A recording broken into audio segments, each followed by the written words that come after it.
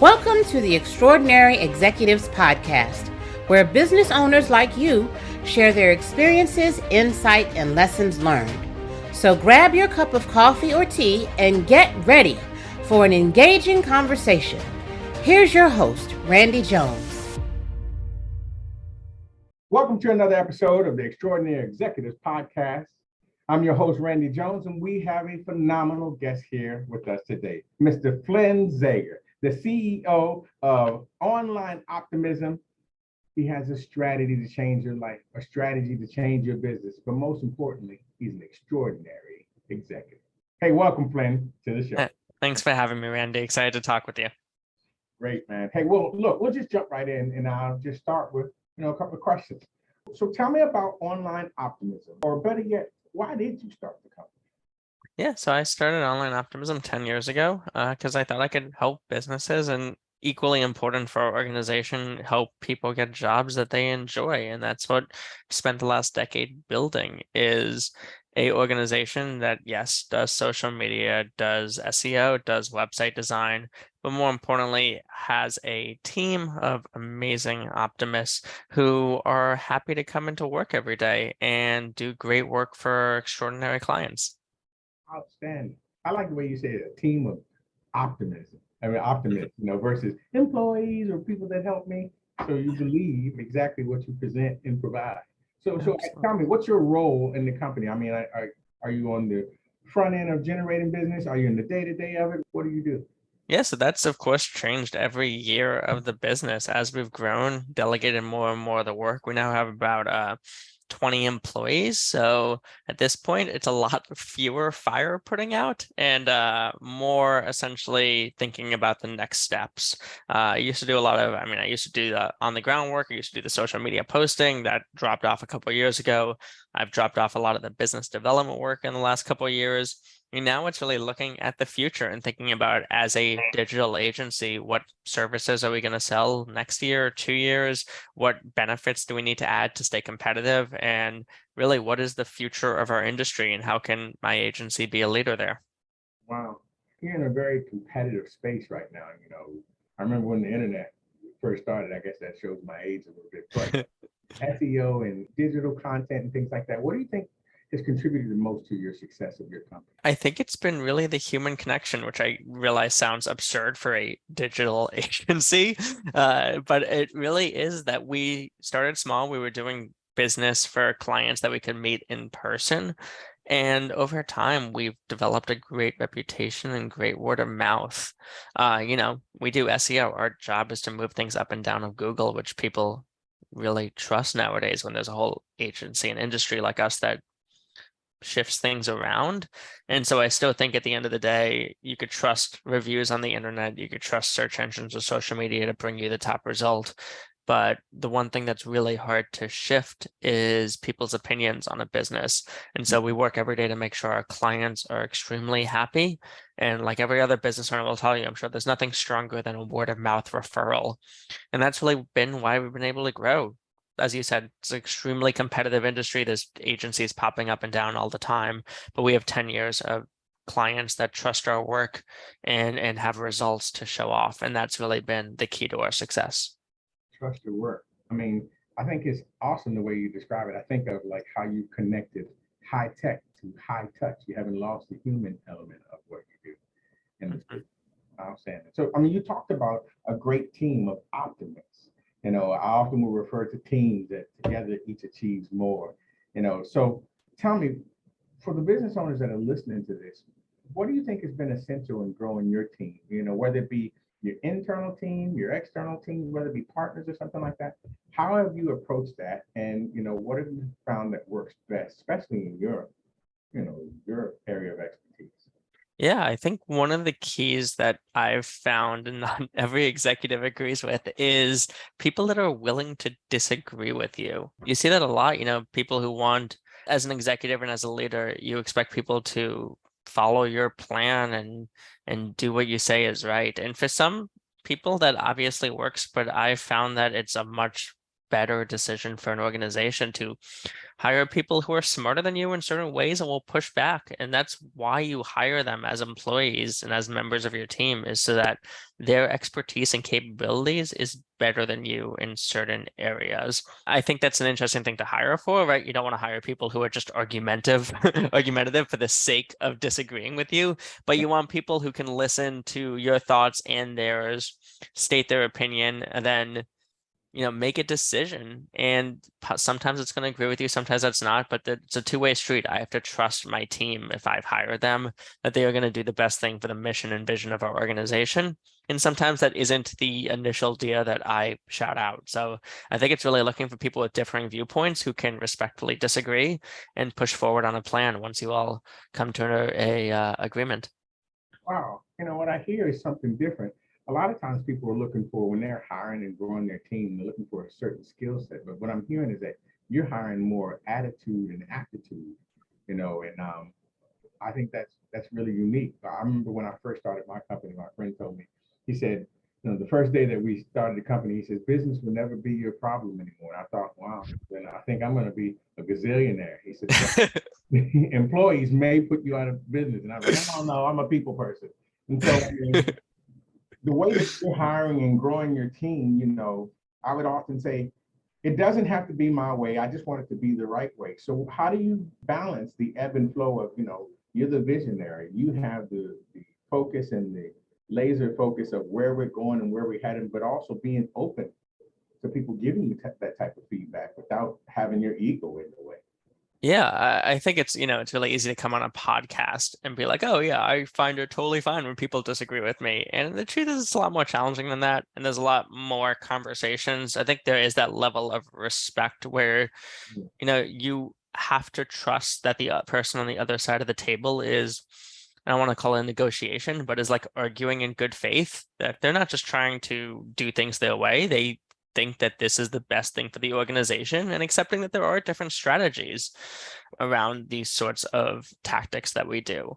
So it really comes down to mutual respect, which you don't get day one. You have to earn it over time with your team. Just because I give someone a paycheck doesn't mean that they're going to respect me. But I think that's something that our team is able to kind of learn and develop, especially after a couple of months of working together. Is you see how hard everyone else is working, and you want to grow this organization. You see that the organization gives back to you when you help it grow. And all of that means that if someone disagrees with your plan, they're not doing it because they want to be mean. They're doing it because they think that this is a better strategy to help us all achieve this growth. So it really comes down to that respect. Wow. Now you have multiple locations and you're growing in a space like that is really competitive, with the world constantly changing. I remember before the pandemic, everybody was like, oh, it'll take us 10 years before we're virtual like this. And then boom, society just changed and we adapted and overcome.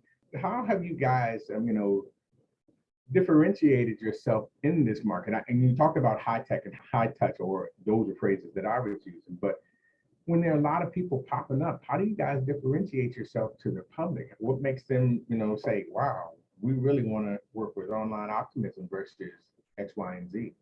Yeah, I think the pandemic has been fascinating for business because it's both opened up the opportunity for you to work with essentially any business, but it's also opened up the incredible competition, especially like with regards to, salary, where compensation for a New York or San Francisco company compared to an organization in the suburbia is triple like what it is just for the usual cost of living. And all of a sudden you have all these remote jobs where people can essentially work in the middle of nowhere and have $300 rent a month, but be making six figures because they're working for a company based out of one of these tech hubs.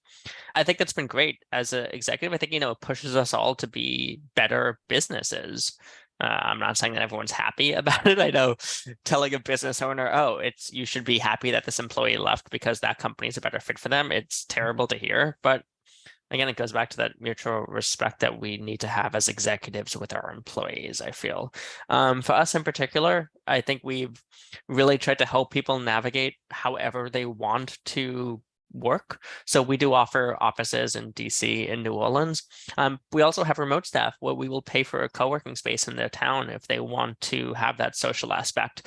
It means helping people make connections if they're interested. So like we send out networking opportunities for our staff, and we do that now in 7 cities because I have 2 main cities. Then we have, I think, 5 different remote cities.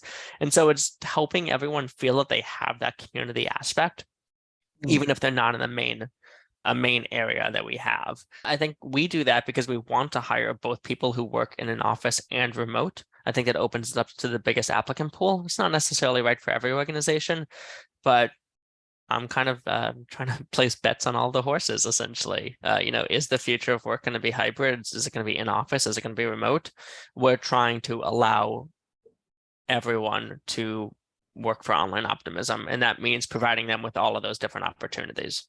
So I guess based on that, what do you think is like, because it seems like you haven't mastered, but you are mastering this new environment, this new work and growing a company environment. What do you think has been the biggest challenge for you up to this point?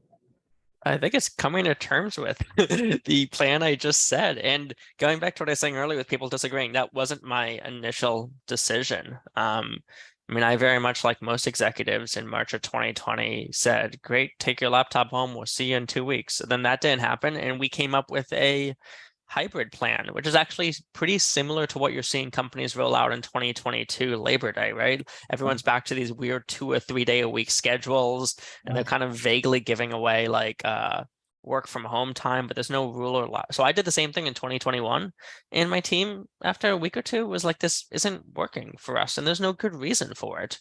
And many executives are hearing that from their staff and telling them, doesn't matter, my way or the highway, you're coming back in the office. And we didn't do that. We listened to our team, and they made a great case. They'd worked for a year remotely, and the company grew.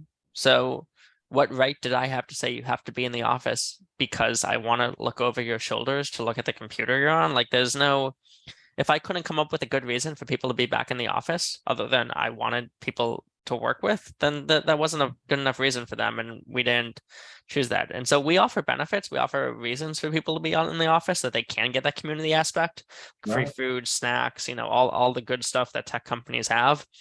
But if someone doesn't want to commute 45 minutes, I think it's much more valuable for that employee to be happy and working at home for the maybe slight boost in productivity they'd have working in a corporate environment without the distractions of home. I think it's a big trade-off between morale and productivity, and I tend to err on the side of morale being more important.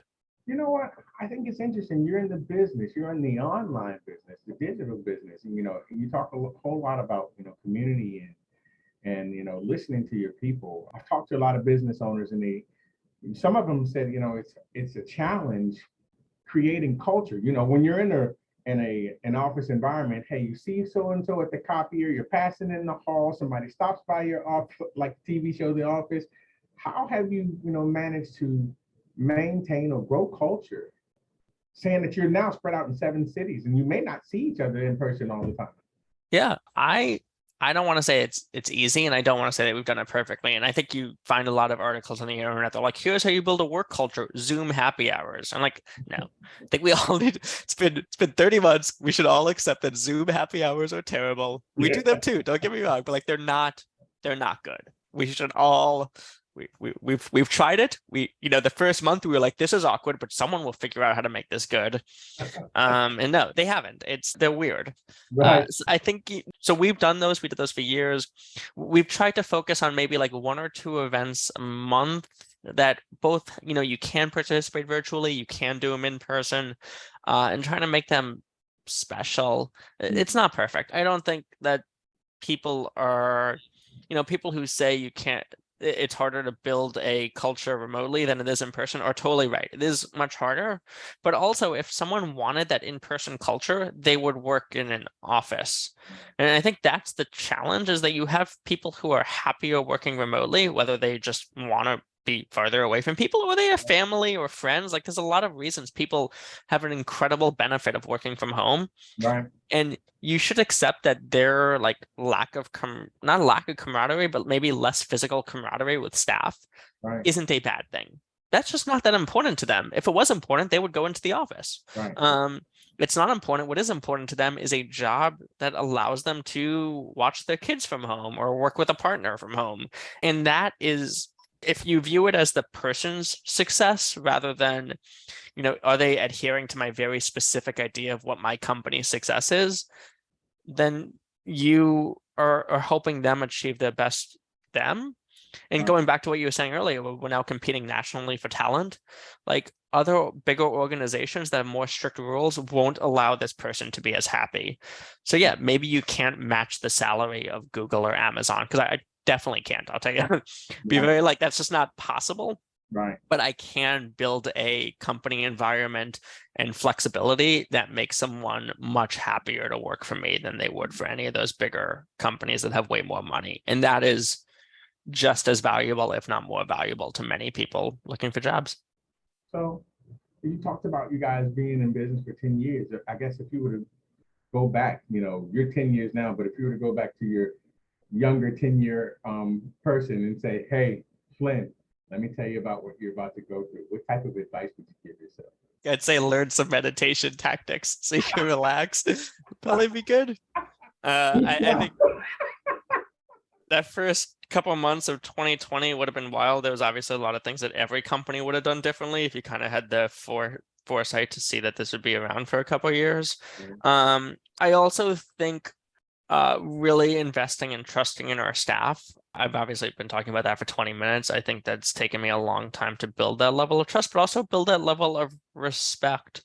I certainly could have been a better leader when I started. I started this company pretty much straight out of college, and so I've never managed anyone before.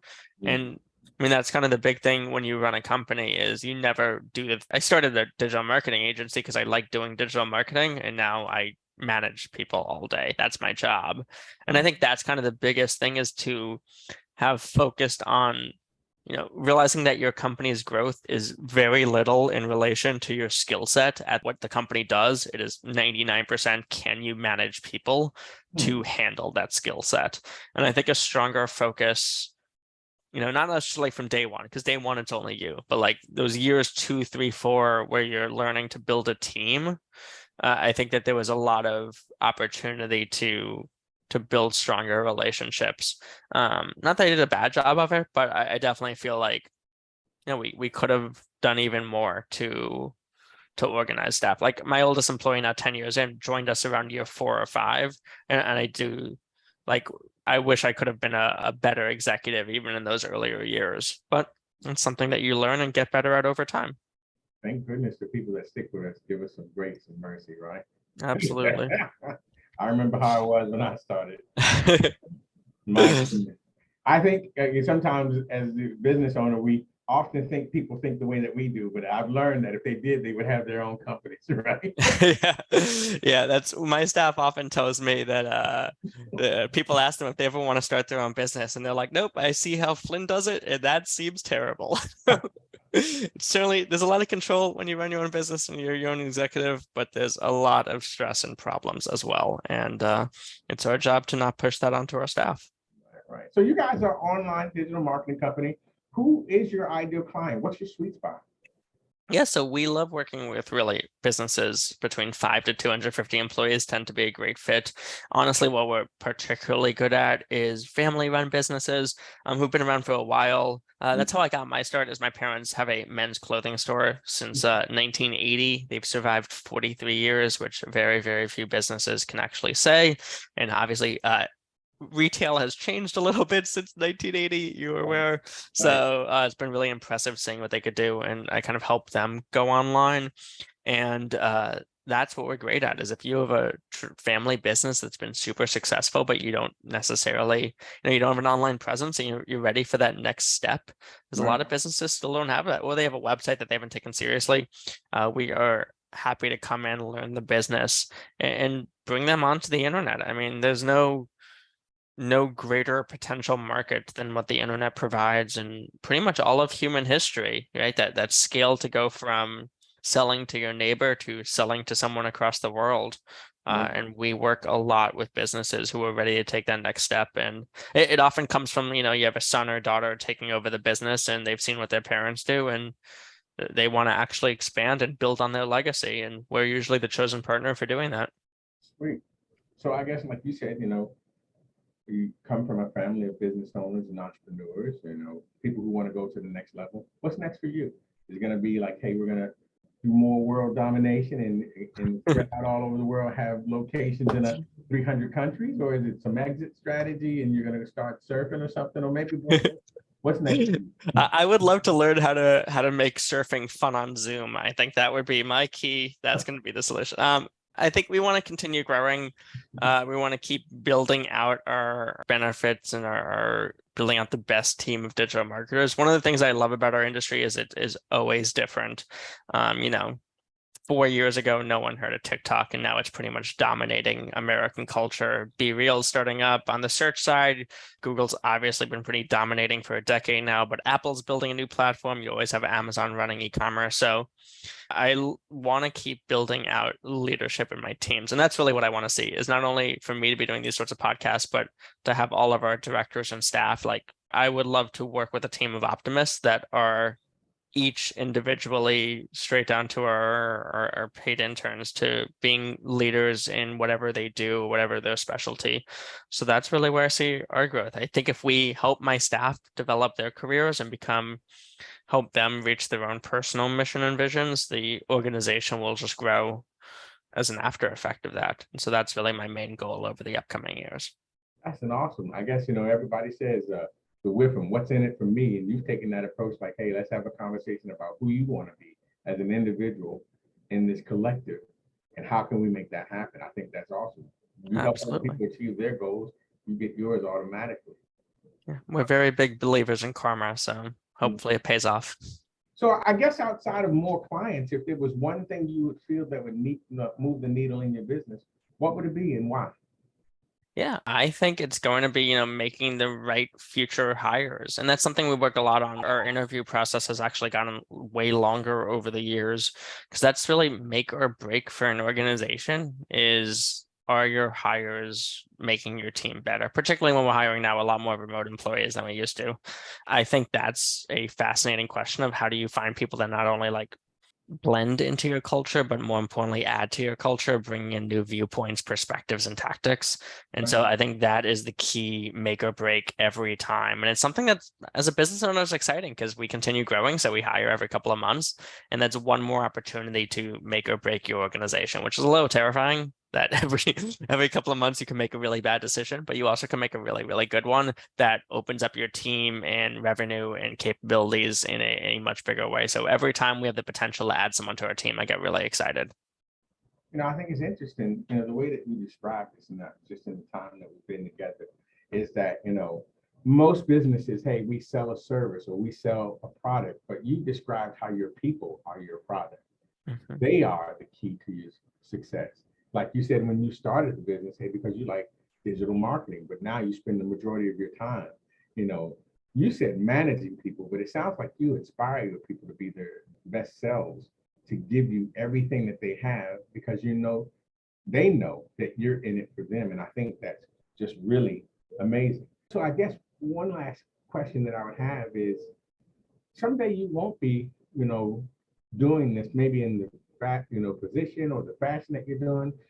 What would you like your legacy to be? Or what would you like people to say about Flynn if they were to say, ask about you and what you've done and their engagement or involvement? What would your legacy, what would you want people to say? Yeah, I think it'd be that the organization that I built, is still providing people with that ability to achieve their own personal mission, vision, and helping them achieve what they want in life. And that, online optimism, yes, we're doing social media, we're doing digital marketing. Like, I'm not saying that we're just letting people meditate at their desk and think of what's gonna help them enjoy their weekend. But I think, if we can spend 35 hours a week letting people be themselves and work, and alongside that, let them actually live out their dreams and hope that they are building a better future. Like, that is a pretty good trade for 35 hours a week of work. And that's what we're trying to do. And so hopefully they say, yeah, Flynn actually built that, and it lived past him running the business whenever that does happen. So that's a good goal. It's my personal mission and vision, so I'm hoping that I could achieve that alongside my team achieving theirs. And hey, how can people, if they can Google you, but how can people get in contact with you and the services you provide? What's the best way to reach you? Yeah, I am always available via email at Flynn, FLYNN, at onlineoptimism.com, or Flynn Zaiger on Twitter. Or you could tag any of Online Optimism's accounts on social media, and someone on my social media team will ask me why someone is asking for Flynn, because I don't run those accounts anymore, but that is the easiest way to get in touch with me. Hey, well, thanks for spending the time with me. Everybody, we've been talking with Flynn Zaiger of Online Optimism. He is a CEO who believes in his product. Most importantly, he believes in his people. He's making a difference not only in his regular community, but the digital community. And definitely, you are an extraordinary executive. Hey, Flynn, thanks for being on here today. I really appreciate the time. And you guys join us the next time when we'll have another awesome story, another awesome individual, and definitely another extraordinary executive. Talk to you soon. This podcast is for informational purposes only. Guest speakers and their firms are not affiliated with or endorsed by Pass, Guardian, or Financial Growth Partners, and opinions stated are their own. Randy is a registered representative and financial advisor of Park Avenue Securities, LLC, Pass, OSJ 11350, McCormick Road, Suite 202, Hunt Valley, Maryland 21031, 410-828-540. Securities products and advisory services offered by Pass, member, FINRA, SIPC, financial representatives of the Guardian Life Insurance Company of America, Guardian, New York, New York. Pass is a wholly owned subsidiary of Guardian. Financial Growth Partners is the DBA name of IAPA LLC, a wholly owned subsidiary, Guardian 2022-142821, expiration 824.